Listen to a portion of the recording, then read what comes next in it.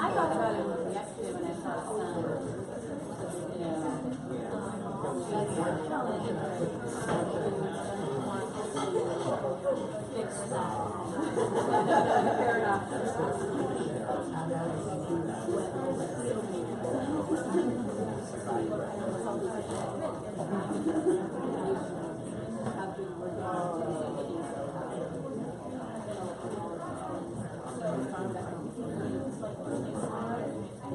that's why we always try to make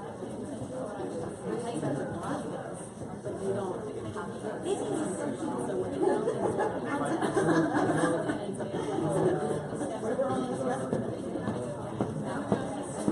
All right, everybody. So if you would, please find your seats. Please come up close so that you can hear well and ask your questions and make eye contacts and be a really pumped crowd for some really good news.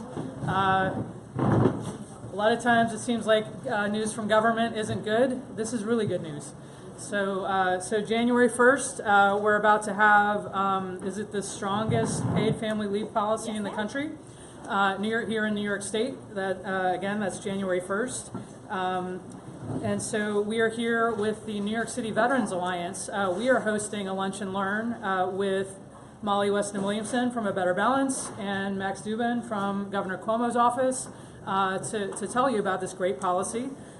We are here to as a resource for our New York City veterans community. That includes veterans, family members, caregivers, and civilian allies for our New York City veterans, and we want to make sure that our community has the best information and resourcing possible.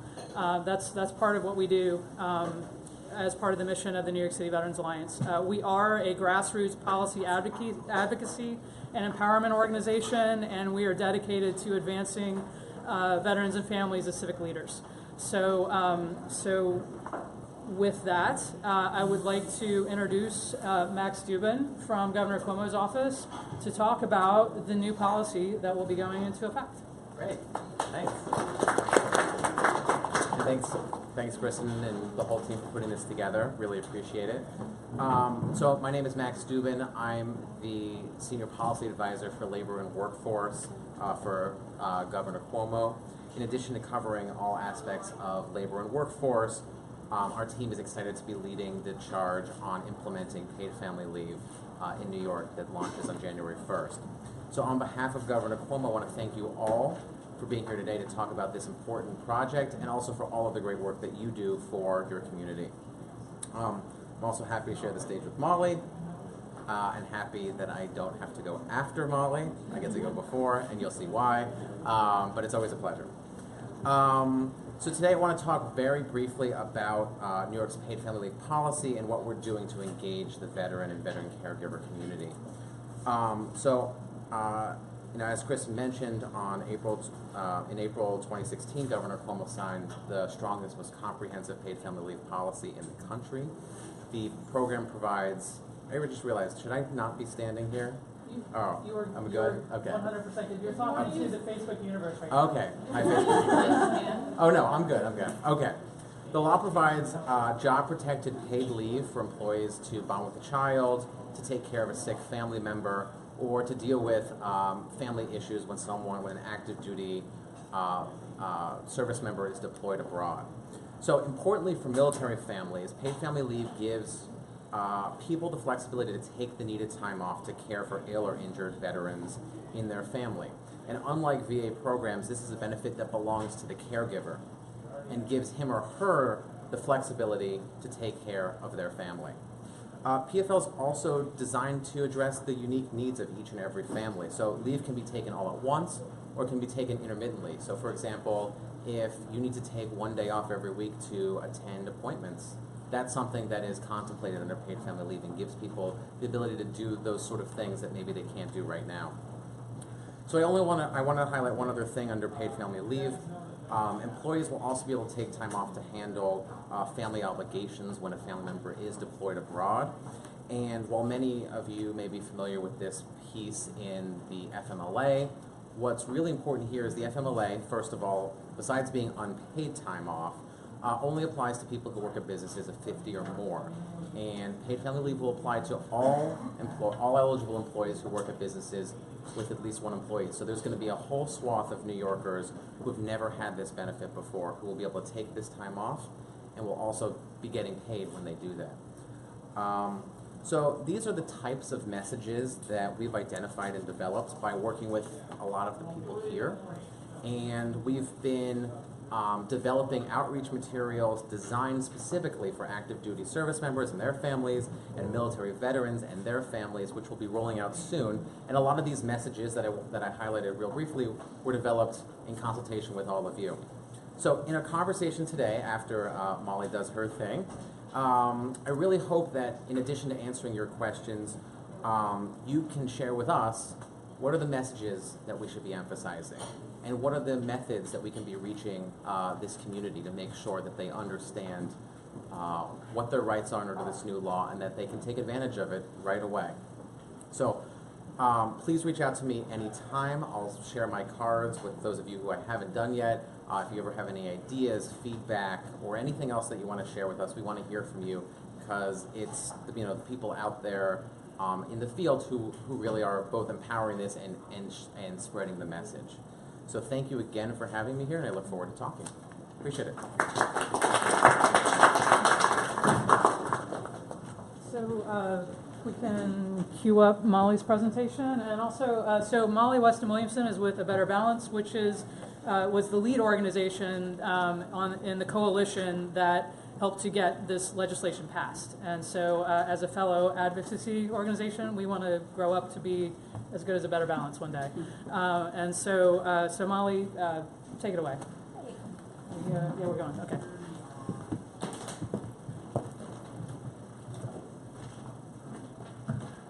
Hey, so good afternoon, everybody.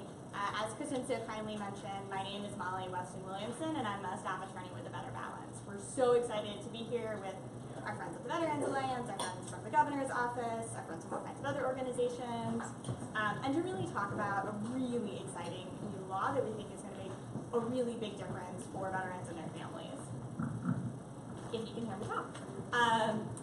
But one of the things that we've learned from working on similar laws around the country is you can pass the best possible law, and if nobody knows about it, it makes no difference.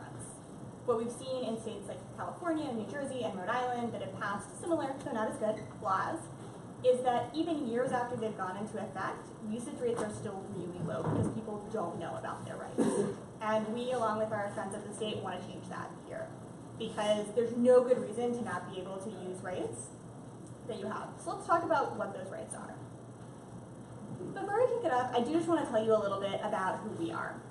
A Better Balance is a national legal nonprofit based right here in New York City, right just down the road in Tribeca, that works to help working people care for themselves and their families without compromising their economic security through a combination of policy advocacy, so passing laws like the one we're going to talk about today, outreach and education, conversations just like this, and free and confidential legal services through our bilingual legal hotline, which we will talk about in just 1 minute. I'd also like to say that as policy advocates like our friends at the Veterans Alliance, if you're seeing needs for veterans, for military families, for caregivers who are having trouble balancing the needs of their health and their caregiving responsibilities in the workplace, we want to know about them. Because if this law isn't the right fix for you and your family, we want to figure out what might be and figure out what we can do to make that happen. You can reach our legal hotline at 1-833-NEED-ABB. We also have lots of beautiful flyers that you can get if you want material to take home. And you can find out a lot more about the law we're going to talk about today on our paid family leave website at familyleaveworks.org. So before we talk about what paid family leave is, I'd like to talk a little about what it is not, because I think that there's a lot of things with similar names that target similar populations, and it can get, frankly, pretty confusing. So first, as my good friend Max mentioned, paid family leave is different from the Family and Medical Leave Act, FMLA, which is a federal law that was signed by President Clinton in 1993. The FMLA gives lots of folks the right to unpaid time off in similar situations to some of those we're going to talk about today. But number one, it's unpaid, and as you can probably tell from the name, New York Paid Family Leave is paid. And also the FMLA doesn't cover everybody. In order to be covered by the FMLA, three things need to be true. You need to work for an employer with at least 50 employees within a 75-mile radius.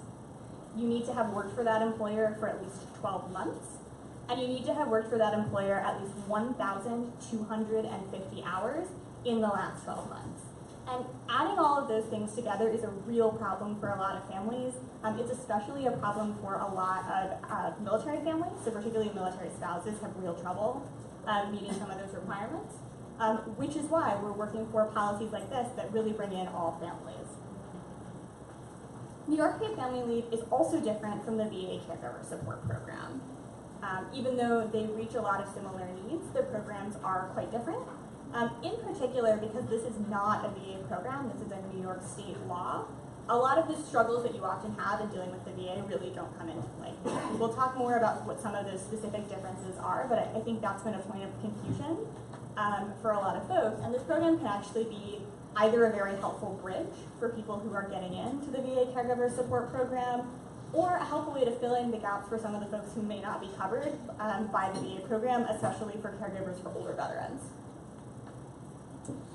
New York's Paid Family Leave Law was signed by Governor Cuomo on April 4th, 2016, but benefits don't begin under the law until January 1st of 2018, so we're about 2 months out now. So everything we're about to talk about is not quite in play yet, but will be very, very soon. So first, who's covered? Almost everyone who works in New York State and does not work for the government will be covered by this law. That includes full-time and part-time workers. That includes workers regardless of their citizenship or immigration status. That's something the state has been very clear on. And there is, unlike the FMLA, no minimum number of employees to be covered. So even if you're working for a very small business, you are probably still covered. Most people will be eligible to take paid family leave when they've been employed for 26 weeks, which is about 6 months. But some part-time workers, those who work less than 20 hours per week, will need to have worked for 175 days in order to be eligible. And note that that's not all part-time workers, that's just those who work relatively low hours. And note that these are or January 1st, 2018, whichever comes later. So if you've been working for your employer for years and years, you're going to be eligible right away on January 1st. It's just folks who start work later, like if you are hired in December, you're going to have to wait until you meet your 26 weeks. As Max mentioned, you'll be able to take paid family leave for 3 purposes. To care for a seriously ill or injured family member, in order to bond with a new child, including foster and adopted children, or to address certain military family needs that come up in connection with a family member's deployment. Today, I'm planning to focus on that first purpose, but if you have questions about the others, I'm also happy to talk more about that, as I'm sure Max is. The way the program is set up, it phases in over 4 years. So in 2018, you'll be able to take up to 8 weeks of paid family leave. In 2019 and 2020, you'll be able to take up to 10 weeks. And in 2021, when the program is fully phased in, you'll be able to take up to 12 weeks. This is the point where I'm obliged to note that that's twice as much as you get in New Jersey, 12 weeks, and it's actually even more from the start. A little friendly rivalry going here. The benefit level, so the amount of money you actually get in your pocket, also phases in over 4 years. So in 2018, you'll receive 50% of your own average weekly wage, so basically half of your regular paycheck, up to a cap of about $650 a week. Technically, it's something like $650 to $96, but if you ballpark it at about $650, that's about right. Over time, both the wage replacement rate, so the percentage of your own wages you'll get, and the cap will go up. Until in 2021, you'll receive 67%, about 2/3, of your own regular paycheck, up to a cap that's going to go up over time. Here's the best and most exciting slide. Under the law, all covered workers, which remember is almost everybody who works in New York State and doesn't work for the government, will have a right to return to work after they take paid family leave. So if you take paid family leave under this program, you have the right not to be punished by your job, because you took that leave, and you have the right to return either to the exact same job you had before or to a comparable job, so one that's going to have the same status, benefits, wages, all that good stuff. In addition, if you're somebody who gets health insurance through your employer, you'll have a legal right to have that health insurance continue on the same terms while you're on leave. So most importantly, what on the same terms means is that if while you're working, you pay part of the premium for your insurance and your employer pays part of the premium, while you're on leave, you obviously have to keep paying your share. You don't get magic-free health insurance, so how cool would that be? But your employer also has to keep paying their share. So when we talk about care in the military caregiver context, what we're talking about is what we call family care leave. And you can take family care leave to care for your child, spouse, parent, including a parent-in-law, grandparent, grandchild, or domestic partner, which is a nice long list. I'm happy to talk more about this, but I do want to flag that the definition of domestic partner under the law is actually really broad. You do not have to be registered domestic partners, and that can cover partners of any gender. So if there's somebody who's important to you in your life who's not covered on this list, we can talk through whether the domestic partner definition might help them if they're a member of your household. You can care for somebody who has what's called a serious health condition. A serious health condition is a mental or physical condition, illness, or injury that requires either some form of inpatient care, so you're hospitalized in a residential treatment facility, or ongoing treatment or supervision by a healthcare provider. That can include a serious mental health condition, and I think it's really important to emphasize that because when we don't specifically talk about mental health being covered, people often don't think about how they can use this time for their family's mental health needs.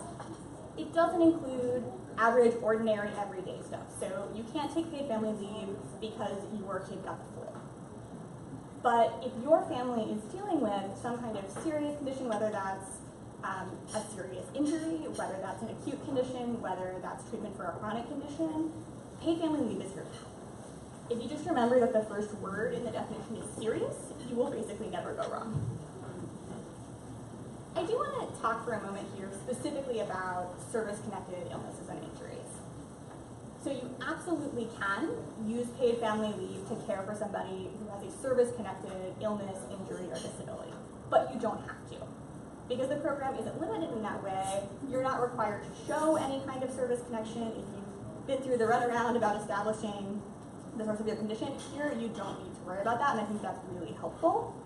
Again, because this is not a VA program, there's no discharge status restrictions, there's no service era restrictions. One of the things we've heard from a lot of folks, and if you're experiencing this, please let us know, we'd love to talk more about it, is that a lot of the VA's caregiver programs are limited to post 9/11 veterans. That does not apply here. This is for anybody who has a serious health condition where their caregiver is covered by the New York Paid Family Leave law. Just to speak very quickly to the other two purposes, you can also take paid family leave to bond with a new child within 12 months of that child's birth or placement for adoption or foster care. And this is for a parent of any gender. Like sometimes I think when we say paid family leave, people hear maternity leave, but actually any kind of parent can take this leave and can choose when within the 12 months after that child's birth or placement to take that leave. You can also take paid family leave when a close family member, which is a parent, parent-in-law, child, spouse, or domestic partner, unfortunately not grandparent or grandchild, either is on active duty abroad or has been notified of an impending call or order to active duty abroad. I'm happy to talk more about what those situations are, but in broad strokes, if you think about this as New York law recognizes that when your spouse or your child or your parent deploys, it messes up your life. And you need to make the arrangements you need financially, legally, for childcare, for elder care, to deal with that situation in your life. And New York law now gives you the right to paid, job-protected time to do what you need to do. So something people often ask is, so what if I'm the one that's sick? What if I'm the one that needs time off or needs benefits? While New York's paid family leave law is paid family leave, so it doesn't cover you when you yourself are the one who needs time off, under an existing New York law called temporary disability insurance, or TDI.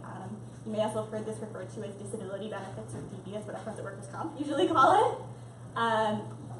when you are out of work. So TDI benefits are for when you're unable to work due to an off-the-job illness or injury. So something that's not connected to your current employment, because that would be covered by workers' comp.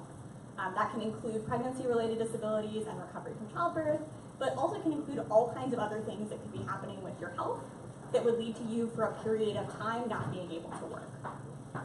The main things you should know about TDI, just as you're thinking about what makes sense for you and your family, is that TDI benefits under New York State law are set at 50% of your wages up to a cap of $170 a week.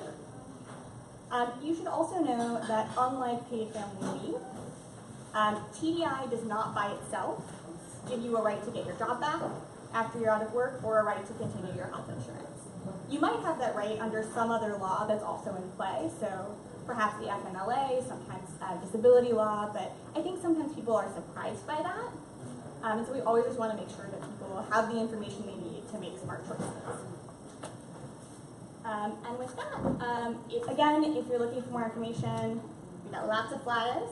You can visit us online at familyleaveworks.org or call our free and confidential legal hotline for information, or you can ask questions right now.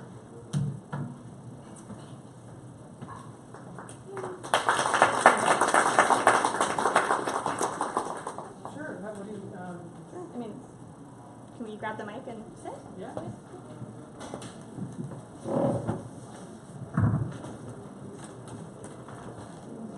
Have a Sure. combo. Do you want to moderate? Sure. All right. And It just turned into a panel. Yeah. All right. so, I mean, like, this is, like, as I myself have been deployed with the Army 3 different times, two of which were when I was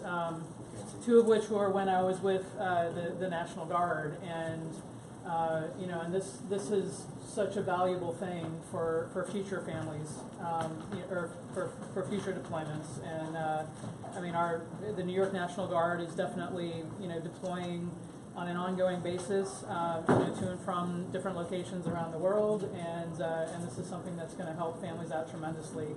You know, I can't tell you how many stories I've heard about family members who couldn't get time off during their spouses or family members, you know, R&R leave.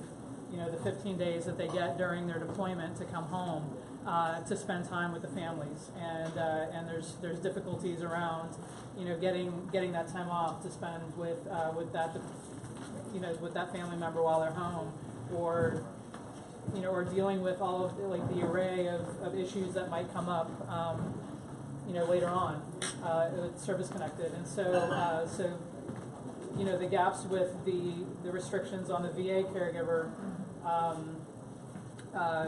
benefit, you know, that's only applying to post 9/11 veterans, and there's a lot of veterans from before 2001 who still need care at home for service-connected conditions, and this helps to bridge that gap. And the fact that it applies regardless of the discharge status. You don't have to go through a lot of paperwork with the VA or with, you know, with any office about your DD-214 or military records. It's really about your condition. That is a huge help to military families, and I can't speak highly enough of this, you know, this as a new benefit. And I'm really pleased that you were able to share all this with us, and with our audience in the Facebook universe. We're broadcasting globally, and yes, this does apply only to New York State, but I hope other states will emulate it. We're working on that. Yeah, but do we have any questions? I know we have folks in the room who work with veterans and families and other policies, and you surely have questions. I know it. I feel it. It's in the room. That's like 8 weeks, 10 weeks, 12 weeks per year. Every year you get that. That's not over a certain amount of time. That's right. So it's basically from when you start your leave for the next 12 months, you hit a cap, but it's not a lifetime limit. So if you're dealing with someone who has a health condition that's going to go on for the rest of their life, there's limits per year, and when we say year here, we're talking about a 12-month period. We're not talking about 2018, 2019, 2020. It's a little confusing sometimes with the phase-in. But if you're dealing with someone who's going to have an ongoing condition and have ongoing health needs, you're going to be able to continue using that time within the limits set by the law. Could you clarify, you mentioned that you could take it once you get notified that your spouse is getting deployed. So that's correct. So it starts, like, how does that work? Sure. So I think we ran through pretty quickly talking about the deployment-related points. So to back up a step, what the New York law recognizes, building on something that was actually added to the FMLA in 2008, but it appears to be a secret and no one knows that it's there. It basically says that when your close family member either is currently on active duty service or abroad or is about to be, for a whole laundry list of needs that might come up, you'll be able to take this time. So to give you some examples, and I think some of them, it makes sense why you take it before. If you need to make financial or legal arrangements for your service member, so you need to go make a will, you need to go get a power of attorney. If you need to rearrange your child care or elder care arrangements, because your family member, again, especially a spouse, is deploying, you can do that. But there's also particular needs, and Kristen Dutch just hit on one of the great ones, that might come up only when someone is deployed. So in particular, the regulations specifically protect that you can take your paid family leave just like you could take your FMLA for up to 15 days when someone is home on R&R. And you don't have to show that there's a medical need or you have to do a particular thing. It's just, this is happening in your life, you should be able to take the time you need. And that's like basically automatic once you fill out your paperwork. Molly and Max, when you get a question, just repeat the question. Oh, sure. So we can, people on Facebook can listen. Thank you. Is the domestic partnership part the way you get around when you live with like an aunt or uncle or cousin? Because they're like, I didn't see what's on the list, and there are a lot of people who are raised by an aunt or uncle, and you're living with them. Or is there like a way to get a waiver? I know in the military you get waivers for like who's your immediate family. Sure. So the way that the term domestic partner is defined in the law, in general, it's a multi-part test that's about what's your relationship to this person. You look at things like, do you live together? Do you share finances? Do you have a history of dependence or mutual interdependence? Do you have children together? Stuff like that.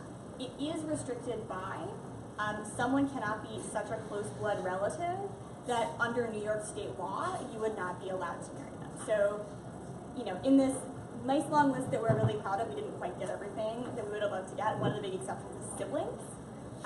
Under New York state law, I believe you can't marry your sibling. So your sibling could not qualify as your domestic partner. There's no waiver process.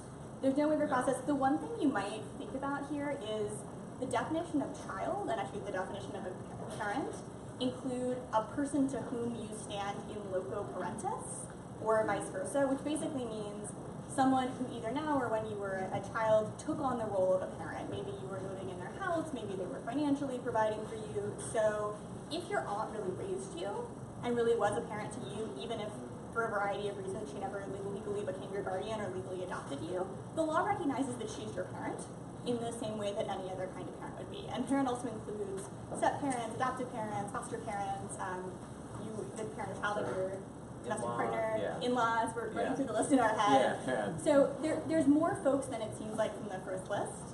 It's not quite everybody. I think we'd all love to have more folks covered. But there is some more room, particularly for people who really acted as a parent to you, or you really acted as a parent to when you may or may not have a legal or biological relationship with that person, or it might be someone who the legal or biological relationship isn't included on that list. More to add? No, that covered it. You mentioned the importance of submitting this info. If someone were to come up to me and say, hey, I think I might qualify, what's the best resource we should put them in touch with? Is it your website or someone in particular?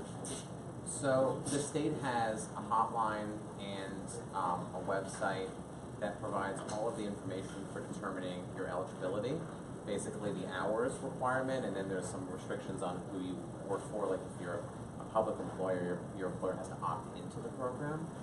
But otherwise, it's fairly simple. You can always call and ask. The forms that you would fill out, even though you'll be applying to your own insurance company that your employer has, the forms are currently online.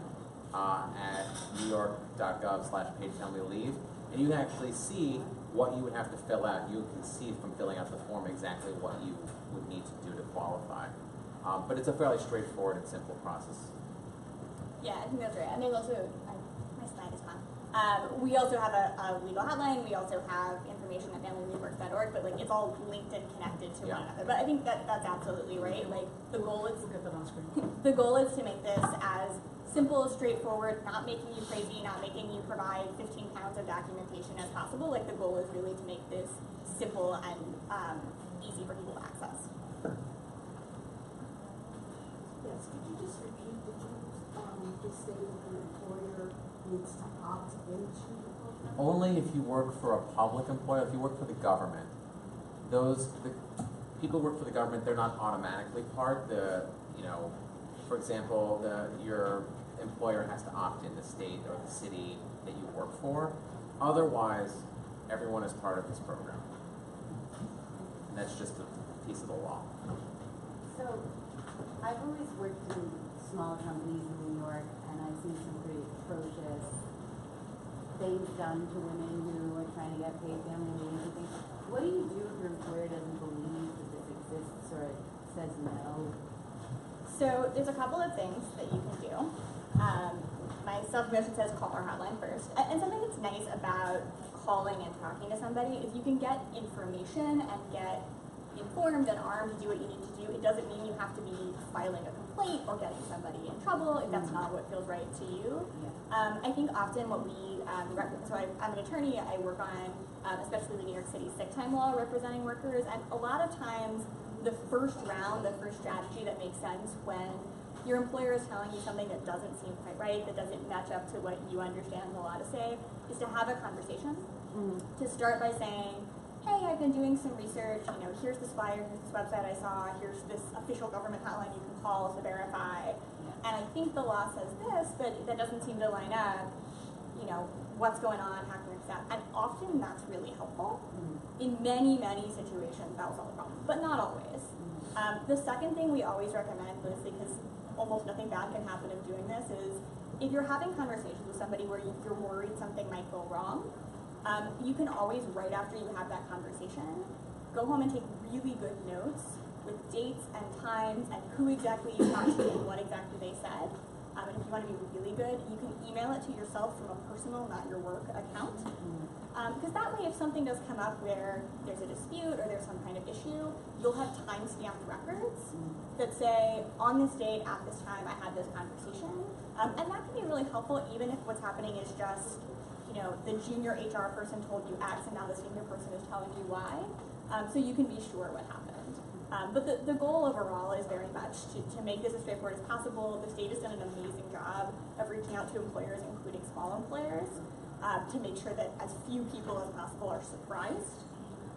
That's really the goal. But there are a lot of resources out there to support you. And also, I think even if you're thinking to yourself, am I 100% sure I'm covered? Am I 100% sure I have these protections? And there may also be other protections that are helpful. So particularly if you're thinking around pregnancy, New York State has a really great law called the Pregnant Workers Fairness Act. New York City has a similar law that gives most people at all but the smallest companies the right to what are called reasonable accommodations when you're pregnant or recovering from childbirth. So whatever kind of changes you need in the workplace to make it safe for you and your pregnancy to work. That could be really helpful. There's also gender discrimination laws. There's particular protections around breastfeeding and expressing breast milk in the workplace. We at A Better Balance work on all of these things. I don't personally work on pregnancy and breastfeeding, but my colleagues do. So if somebody's in a situation where they think something not quite right is happening around pregnancy or getting ready to welcome a new child, give us a call, we'll talk you through it, we'll figure out what makes sense for you, and then you can make the decisions that are right for you. Great. And then just to add beyond that, if you are having trouble communicating, there is a full system in place, not only for protecting you after you've taken paid family leave if your job isn't there, but even for asking about paid family leave. You can't be discriminated or retaliated against.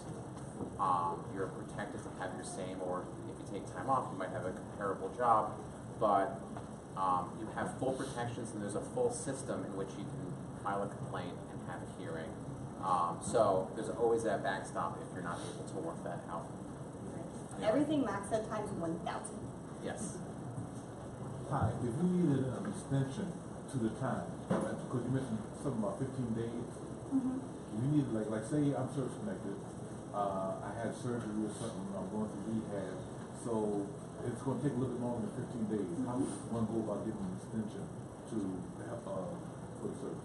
Sure, so the question was about how do you go about getting an extension if you need additional time. So when we mentioned the 15 days, that's really just in connection with people who are home on R&R leave. That's the only place 15 days comes into play.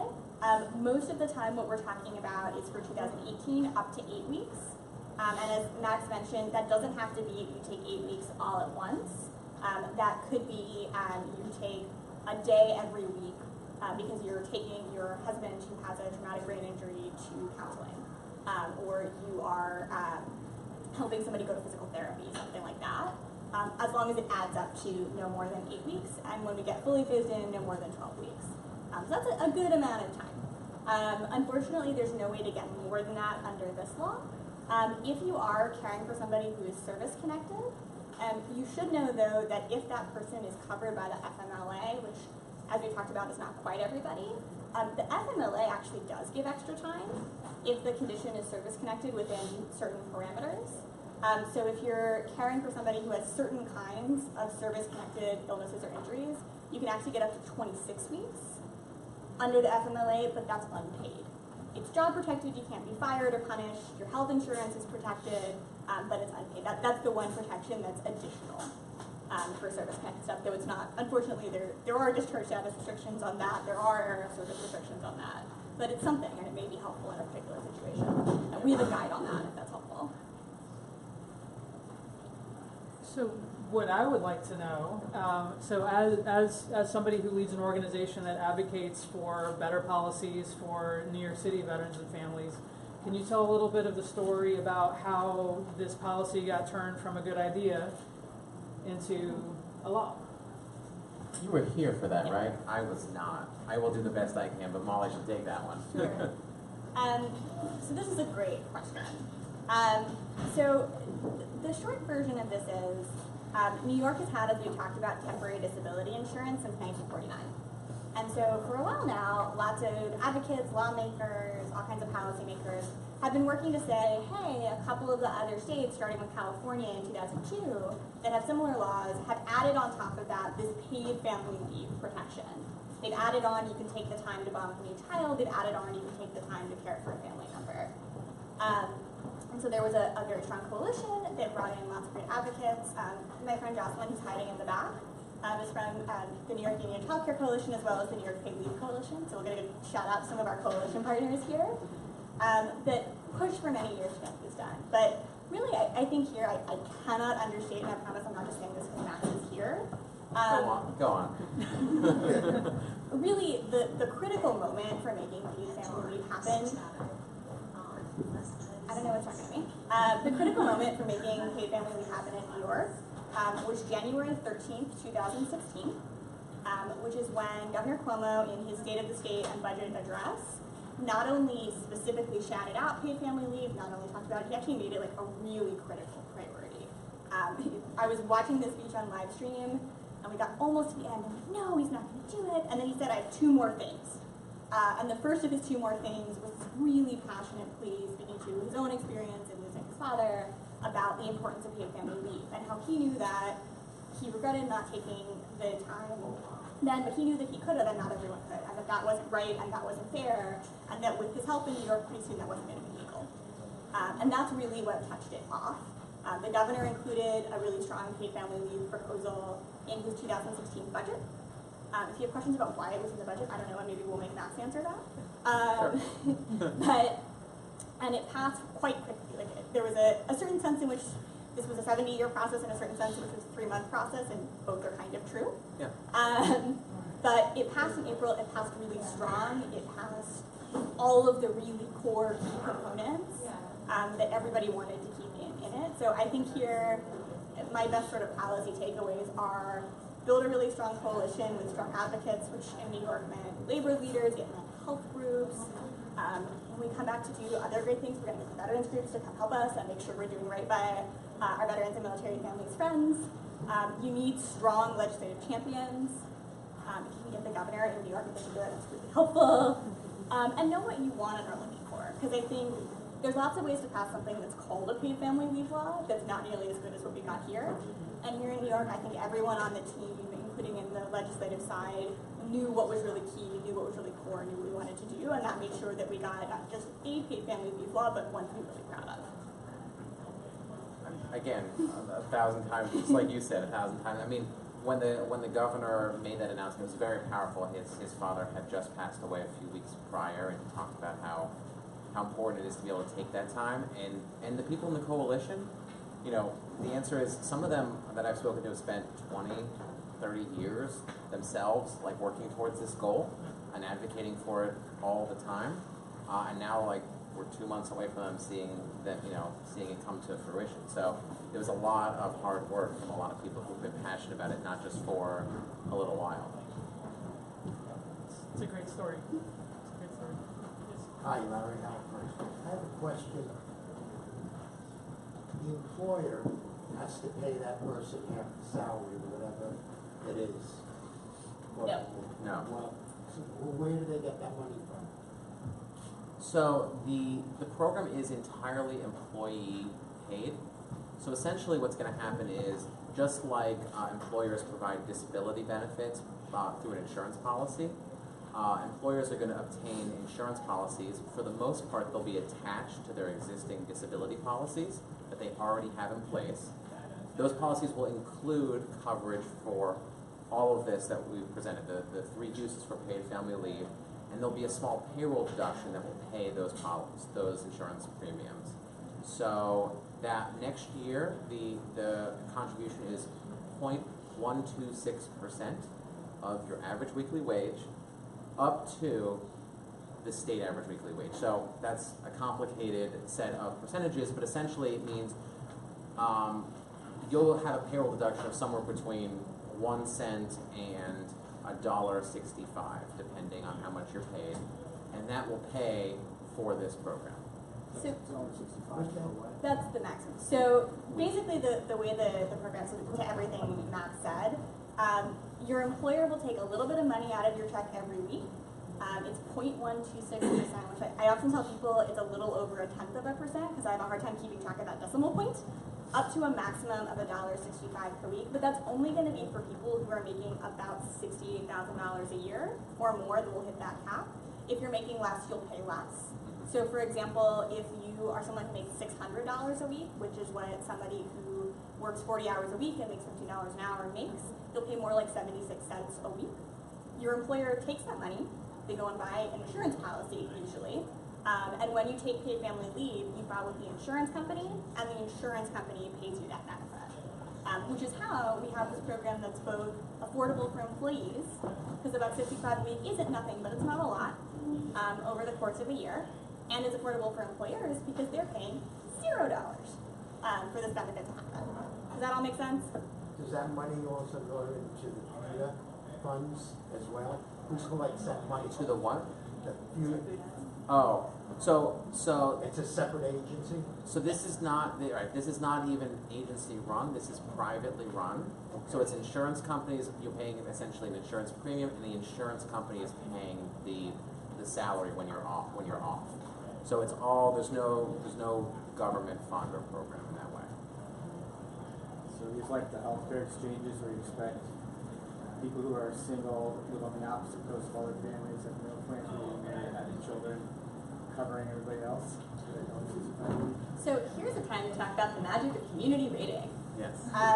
So the Department of Financial Services, which regulates insurance companies, made a really, really smart decision to say, we're going to tell the insurance companies the amount that they can charge for the insurance policy.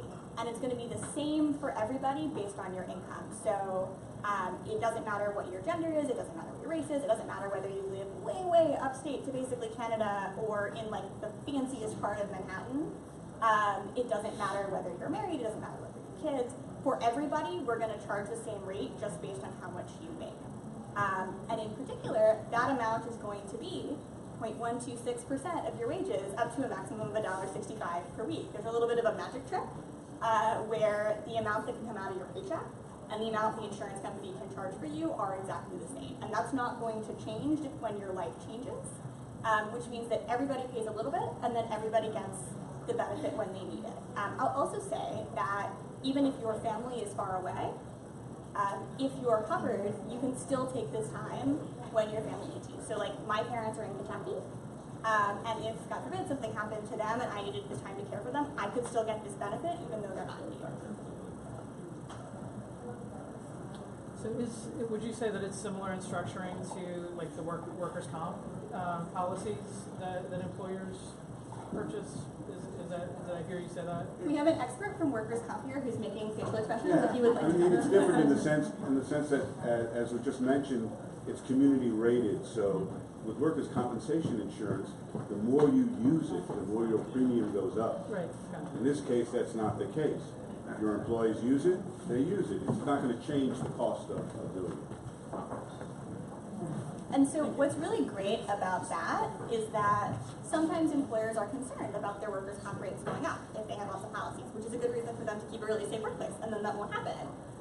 But since your employer doesn't really have any control, I hope, over whether you're having a baby, over whether your family is getting sick, over whether somebody's deploying, it doesn't really make sense to change their policies based on something they can't control.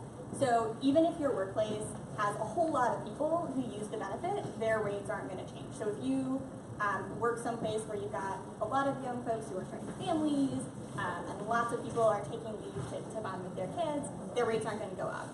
And if you're in a place where you have lots of older folks whose parents are starting to get sick and they're needing to take time to care for them, your rates aren't going to go up.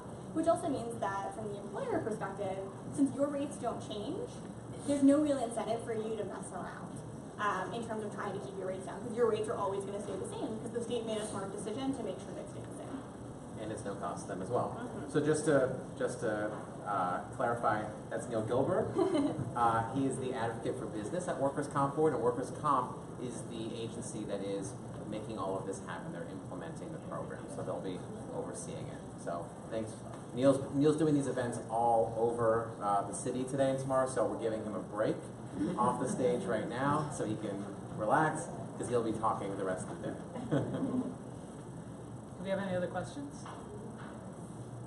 If you don't want to ask them now, a week from basically right now, so 2 p.m. next Thursday, A Better Balance and the Veterans Mental Health Coalition will be doing a Facebook Live chat on all of these topics, which will be followed by a Twitter storm to continue the conversation with our friends from the Veterans Alliance, our friends from the Paid Leave Coalition, our friends all over the place. So there's lots more opportunities to ask questions. If you get home and think, darn, I wish I asked about this thing, there'll be lots more options. We've got flyers, I've got cards, Max has got cards. Like, don't feel like this is your last chance to ask stuff. So yeah, so questions, ideas, feedback, anything that you have, we want to hear. I So, hate your font. oh yeah, tell us about our font. Tell us about the colors. I mean, we love those comments. Huh? You don't like our font? I like your font. Oh, Thank you. Okay, yeah, good. All right.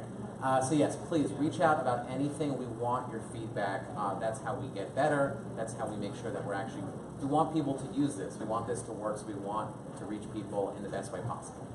If anybody has any workers' compensation insurance question unrelated to paid family leave, I'm here. I can assist you with that as well. And Feeling also, in mind. for our viewing audience, both in person and on Facebook, please think about how you can help to disseminate this information, because a policy is only as good as our use of it. So please think about how you can communicate this to your network of civilians in New York as well as military families. This is really important to get out and let families know that they are eligible for this important benefit.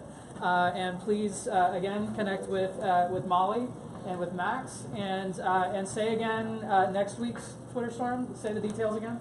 So next week, on Thursday the 9th, at 2 p.m., there's a Facebook Live chat with the Better Balance and the Veterans Mental Health Coalition. That'll be followed by a Twitter chat with all kinds of good friends starting at 3 p.m. on Thursday, November 9th. Super. Thank you so much for coming.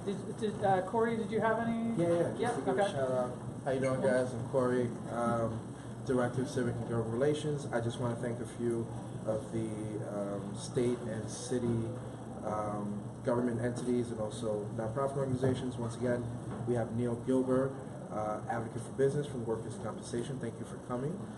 Michael Kurtz, raise your hand, policy analyst for New York City Council, Legislative Division. Also from organizations, Jocelyn, where are you? Raise your hand. From New York Union Child Care and Coalition for New York Paid Leave. David Jenkins from Alliance Computing Solutions, thank you for coming. Catherine Laporte, Chairman, Fort Hamilton, and also retired counsel, thank you for coming. And that's about it. Enjoy. Once again, when we put these out, share it on Facebook, invite your friends in government and colleagues and nonprofits so we can each one teach one and then disseminate this information back to your respective bases and communities so it can help our veterans and families. Thank you. Thanks, Corey. And please make sure that all of the food is eaten before you left. Thanks for coming, everybody. Thank you, Molly.